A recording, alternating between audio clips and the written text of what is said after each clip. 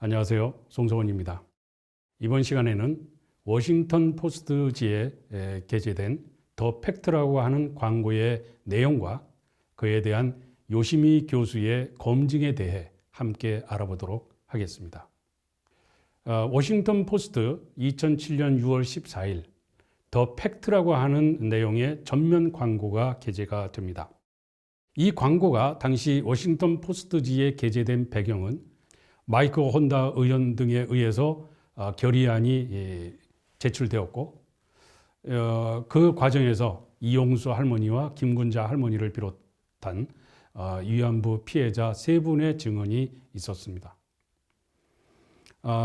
그리고 이제 채택이 얼마 남지 않은 그런 상황에서 더 팩트라고 하는 그 광고를 통해서 그들이 주장하는 내용이 사실이 아니다. 우리가 얘기하는 이거야말로 진짜 사실이다 하는 것을 강력하게 주장한 그런 내용으로 구성되어 있습니다. 그런데 이 더 팩트라고 하는 전면 광고는 일본 내의 보수계 인사들인 역사사실위원회가 이 광고를 주도했는데 야야마 타로라든가 사쿠라이 요시코, 스기야마 고이치, 니시무라 고유, 하나오카 노부아키 등이 주도를 한 것으로 알려지고 있습니다. 이 더 팩트의 그 주요 내용은 팩트의 그 복수형인 것처럼 5개의 사실을 얘기를 하고 있는데, 첫째가 강제성과 관련된 문제입니다. 여성이 위안부로 강제로 끌려갔다는 것을 증명하는 자료는 전혀 없다는 사실이 밝혀졌다. 한국에서 또는 위안부 피해자 할머니들이 여기저기서 자신들이 강제로 거의 납치, 유괴와 같은 형태로 끌려갔다라고 하고 있지만, 그러한 강제로 그들이 끌려간 것이라고 하는 것을 증명하는 자료는 없다는 게 사실이다. 그들이 강제로 갔다고 하는 것이 사실이 아니라 그런 것을 증명하는 자료가 없다는 것이야말로 사실이다. 반대로 여성들의 의지에 반하는 일을 강제하지 않도록 오히려 민간업자에게 경고하는 많은 문서가 일본 내에 발견됐다. 이게 팩트다 하는 겁니다. 둘째로, 강제하지 말도록 민간업자에게 내건 지시에 충실한 실행이 있었다. 이에 그 근거로 당시에 많은 신문 기사를 보면 이러한 내용들, 즉 강제로 민간인들을 동원하지 말도록 민간업자에게 경고하는 그런 내용들이 신문 기사에 많이 있었다라고 하는 게 이제 그 근거로 제시를 하고 있는 것입니다. 세 번째의 사실은 명백한 규율 위반 사례가 있었던 것도 사실이다. 그러나 그러한 사실은 지극히 일부에 지나지 않고 더욱이 당시에 그러한 그 규율 위반 사례에 관련된 장교에 대해서는 엄격하게 처벌을 했다. 그게 사실이다 하는 겁니다. 명백한 규율 위반을 한 대표적인 사례 중에 하나가 네덜란드령 동인도 스마랑 섬에서의 위안소인데, 여기서의 그 규율 위반이 너무도 명백했기 때문에 위안소는 폐쇄가 되었고, 당시 그 군 위안소를 관리했던 장교는 처벌되었다. 이게 팩트다라고 하는 점을 강조하고 있습니다. 넷째, 위안부 생존자 증언이 사실상 신뢰할 만한 내용이 없다라고 하는 점인데, 미국 하원 위안부 결의와 기타 고발의 근거로 위안부 생존자의 증언을 그 근거로 제시를 하고 있지만, 그녀들의 최초 진술에 육군 및 일본 정부 기관에 의해 강제적 사역을 당했다라고 하는 언급은 사실상 없다. 그러나 반일 캠페인이 개시되고 난 다음에 그들의 증언을 들어보면 극적으로 변화되는 양상이 나타나게 된다. 그전에는 육군 및 일본 정부에 의해서 강제됐다라고 하는 표현이 없다가 반일 캠페인이 개시되고 난 다음에 강제로 끌려갔다 하는 얘기를 하기 시작했다. 그러니까 그들의 증언은 신뢰할 만하지 못하다. 신뢰성이 없다. 이런 증언을 하고 있는 것입니다. 하원 공청회 증언자는 처음에는 업자에게 연행됐다고 증언했지만 나중에는 유괴자가 경찰 제복과 같은 옷을 입고 있었다고 주장하고 있는데 이 점만 보더라도 그들의 증언은 신뢰할 가치가 없다라고 하는 것이 더 팩트의 광고를 낸 사람들의 주장이었던 것입니다. 그리고 마지막 다섯 번째 팩트로 주장한 것이 위안부 여성에 대한 대우 문제입니다. 위안부는 성노예 제도의 피해자가 결코 아니다. 많은 나라에서 병사의 민간인 강간 방지를 위해서 육군용의 맥춘업소를 설치한 것이 사실이고 따라서 일본 군이 위안소를 둔 것이 그렇게 예외적인 상황은 아니었다. 뿐만 아니라 위안부의 수입은 영관급 장교나 심지어는 장군급보다도 훨씬 더 많은 수입을 얻었다. 이게 팩트다 하는 것을 주장하고 있는 것입니다. 이런 것을 워싱턴 포스트지의 전면 광고로 게재를 한 겁니다. 이에 대해서 요시미 요시아키 교수는 일본군 위안부 그 역사의 진실이라고 하는 2013년의 책, 여기 이제 한국에서 번역된 책이 2013년에 나온 건데요. 이 책에 보면 먼저 강제성에 대해서는 군의 공문서에 한정된 주장을 하고 있는 것에 지나지 않는다. 강제가 있더라도 군과 정부 기록에 기재할 가능성은 애초부터 거의 없었다.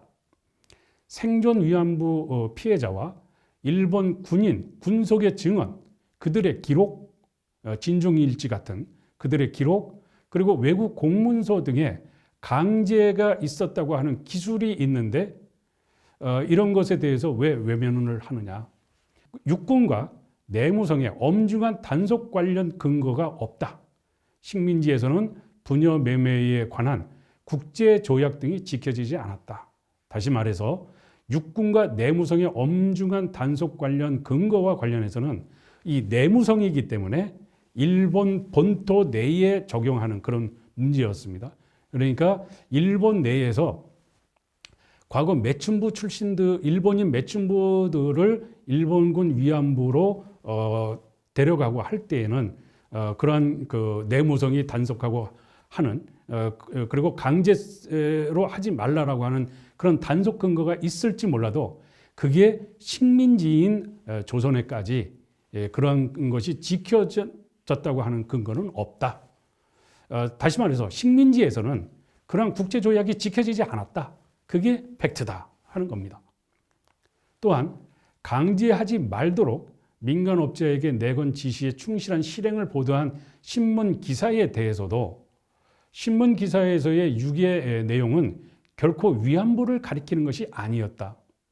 조선에서 국외로 이송된 위안부의 다수 발생은 군이나 경찰이 선정한 업자가 모집하는 경우는 묵인했지만 군이나 경찰과 관련되지 않은 일반 업자가 모집한 경우는 적발했다. 그래서 그 적발을 두고서 충실하게 강제하지 말도록 했다라고 하는 것에 근거로 하고 있는 것은 뭔가 잘못 알고 있는 것이다 하는 그런 그 주장을 하고 있습니다.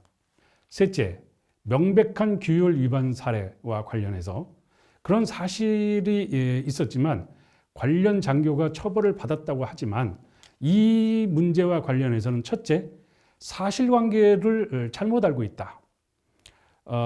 그 역사사실위원회에서는 더 팩트라고 하는 광고를 내면서 명백한 규율 위반 사례가 있었던 그 대표적인 곳으로 동인도 그 스마랑 섬에 대해서 인도차이나의 스마랑 섬에 대해서 얘기를 하고 있지만 실제로 찾아보면 스마랑 섬이라고 하는 것은 존재하지 않는다. 스마랑은 도시 이름이다.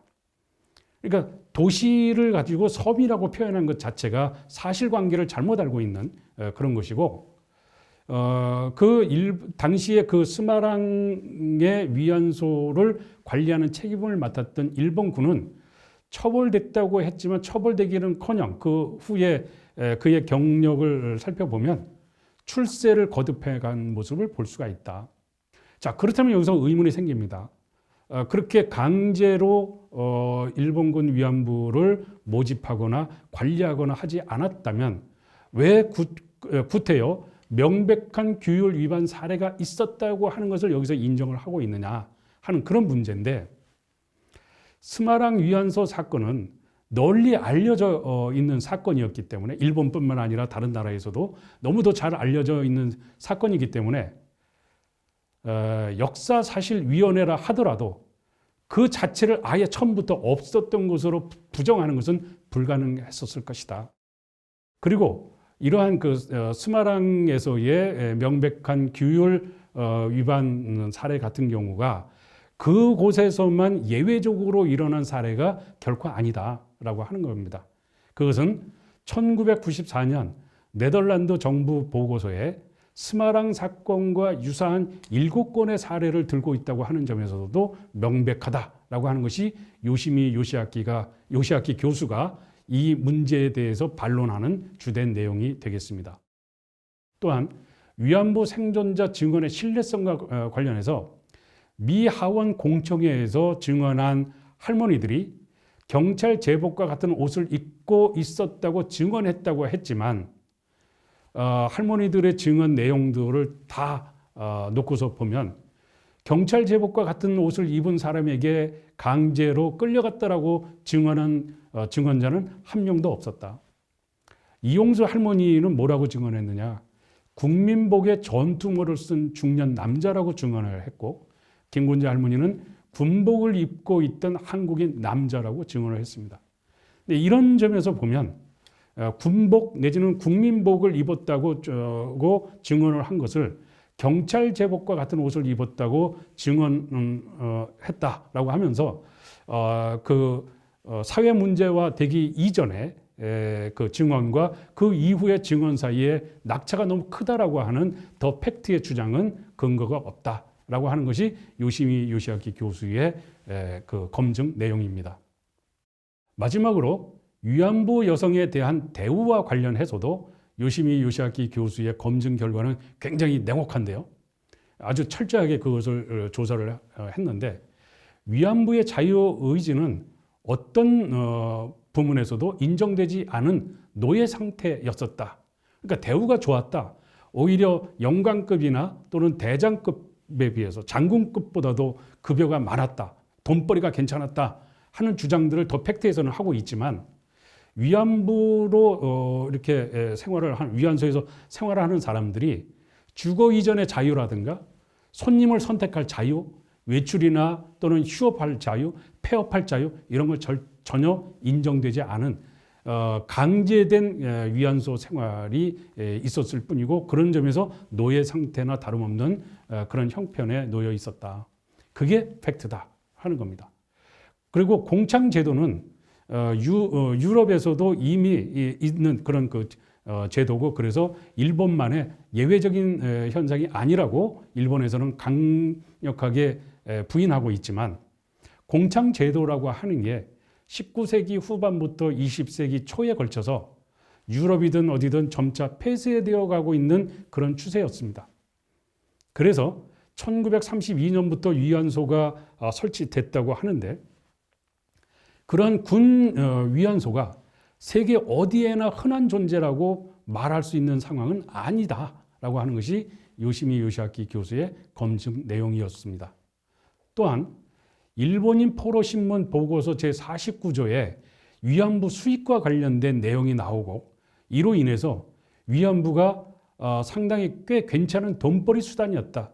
그래서 원래 매춘부고 상업적인 그런 비즈니스를 한 사람들이다라고 비판하는 그런 사람들에 대해서 보통 1개월에 1,500엔 정도를 받았다고 하는데, 당시의 그 군인들의 급여를 보면 1943년 특별수당을 제외한 일본 육군 대령의 연봉이 보통 4,440엔, 육군 대장의 연봉이 6,600엔인데 보통 한 달에 1,500엔 정도를 위안부가 벌었다 그러면 저것을 바탕으로 해서 위안부가 영관급이나 또는 장군급보다도 많은 급여를 받았다. 돈벌이가 괜찮았다라고 하는 근거로 사용되는 것인데 이러한 수입의 50%에서 60%는 업자에게 갈취당하는 그런 내용이고 실수령액은 600엔에서 750엔 정도에 지나지 않는 그런 부분인데 더욱이 위안부가 받은 것은 기존 통화가 아니라 남방개발금고권 즉 군표라고 불리는 것이어서 당시 아시아 각지의 물가 지수를 고려했을 때 월 750엔은 거의 가치가 없는 그런 그 액수였다. 그래서 그 군표에 써 있는 750엔, 군표로서 750엔과 육군 대장의 연봉 6,600엔, 그러니까 군표로 750엔을 곱하기 12를 하면 한 8,000엔이 넘는 그런 거니까 육군 대장보다도 더 많지 않느냐 하지만 군표 750엔은 정말 형편없는 가치가 되는 것이어서 그것을 액면가로만 비교하는 것은 이거는 넌센스도 보통 넌센스가 아니다. 말도 되지 않는 그런 것이다라고 하는 것이 요시미 요시아키 교수의 검증 결과였습니다. 서경덕 김장훈 씨의 주도로 12년 10월 3일부터 12월 말까지 Do you remember라고 하는 광고를 게재를 합니다. 뉴욕 타임스와 뉴욕 타임스 스퀘어 전광판 가로 세로 15m의 광고를 하게 됩니다. 여기에 뭐라고 써 있느냐면 1971년 브란트 총리가 폴란드에서 사죄함으로써 유럽 평화에 크게 공헌했다. 2012년 한국의 일본군 위안부 할머니들은 여전히 일본의 진심 어린 사죄를 기다리고 있다. 아직 사죄를 하지 않았다는 것이죠. 71년에 독일은 사죄를 했는데 2012년 현 시점에서도 위안부 할머니들은 일본으로부터 진심 어린 사죄를 받지 못하고 있다.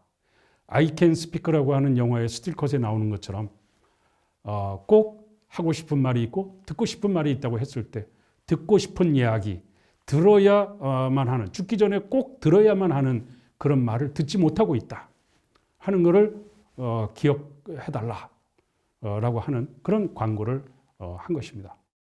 이에 대해서 일본이 2012년 11월 4일 그 중간에 스타레저에 Yes, we remember the fact라고 하는, 물론 우리는 사실을 기억해라고 하는 광고를 냅니다. 여기서는 일본군 위안부에 대한 강제 동원을 부정하고 하는 그런 내용이 주류를 이루고 있는데 여기도 역사사실위원회가 주도한 광고라고 할 수가 있습니다. 이 역사사실위원회는 사쿠라이 요시코 등의 사람도 얘기를 했습니다만 국회의원으로서는 아베 신조 전 수상, 시모무라 학구분, 후르야 게이지, 이나다 도모미, 신도 요시다카 의원 이외에 상당히 많은 일본의 의원들이 이 역사사실위원회에 가담해서 활동을 하고 있는 것을 알 수가 있습니다. 이번 시간에는 더 팩트 광고의 내용과 그에 대한 요시미 교수의 검증에 대해서 함께 학습했습니다. 감사합니다.